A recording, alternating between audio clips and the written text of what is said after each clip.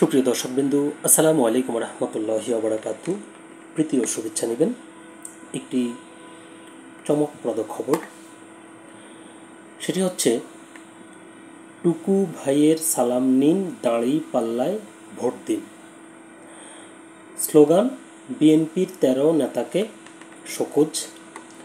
খবরটি প্রকাশিত হয়েছে কালের কণ্ঠে।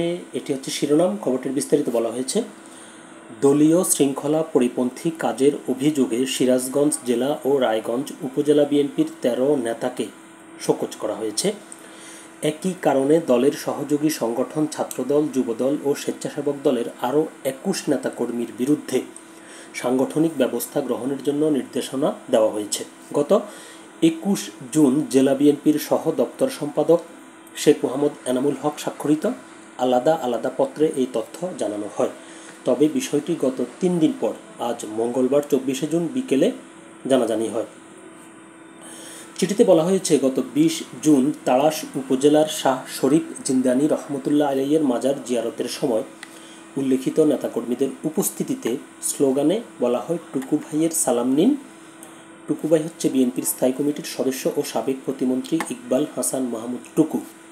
টুকু ভাইয়ের সালাম নিন, দাঁড়িপাল্লা মার্কায় ভোট দিন। পরবর্তীতে বিষয়টি সামাজিক যোগাযোগ মাধ্যমে ভাইরাল হয়, যা দলীয় শৃঙ্খলা পরিপন্থী। এই অবস্থায় আপনাদের বিরুদ্ধে কেন সাংগঠনিক ব্যবস্থা গ্রহণ করা হবে না, তা আগামী ৪৮ ঘন্টার মধ্যে সিরাজগঞ্জ জেলা বিএনপির সভাপতি অথবা সাধারণ সম্পাদকের নিকট সশরীরে উপস্থিত হয়ে আপনাদের লিখিত জবাব প্রদান করার জন্য নির্দেশপূর্বক অনুরোধ করা হলো। এ বিষয়ে শোকজপ্রাপ্ত জেলা বিএনপির নির্বাহী সদস্য রোহিত মান্নান ল্যালিন মঙ্গলবার সন্ধ্যায় বলেন, মাজার জিয়ারতের সময় সেখানে জামায়াতের নেতাকর্মীরাও উপস্থিত ছিলেন। কারা স্লোগানটি দিয়েছিল তা আমি জানি না। অভিযোগ ওঠার পর আমরা সংবাদ সম্মেলন করে প্রতিবাদ করেছিলাম। তারপরও জেলা বিএনপির পক্ষ থেকে শোকজ করায় ইতোমধ্যে সবাই জবাবও দিয়েছি। গত ২০ জুন তাড়াশ উপজেলার শাহ শরীফ জিন্দানি রহমতুল্লাহ আলাইয়ের মাজারে গিয়ে বিএনপি ও জামায়াতের নেতাকর্মীরা একসাথে মাজার জিয়ারত ও জুমার নামাজ পড়েন। এরপর জামায়াত নেতাকর্মীরা চলে গেলে বিএনপির নেতাকর্মীরা মাজারের মসজিদে মিলাদ মাহফিল করেন। এরপর পাশের একটি স্কুল চত্বরে মত বিনিময় সভা শেষে রান্না করা খাবার বিতরণ করা হয়।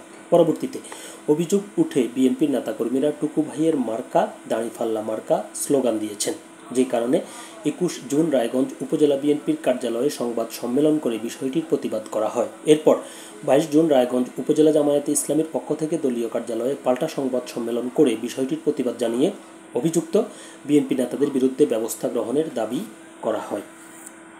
এটি অবশ্যই একটি গুরুতর অপরাধ।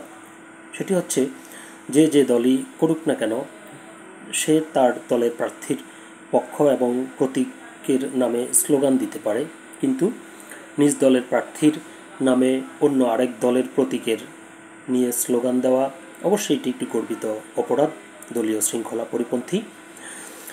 তো সকলে ভালো থাকবেন, সুস্থ থাকবেন। আল্লাহ হাফেজ।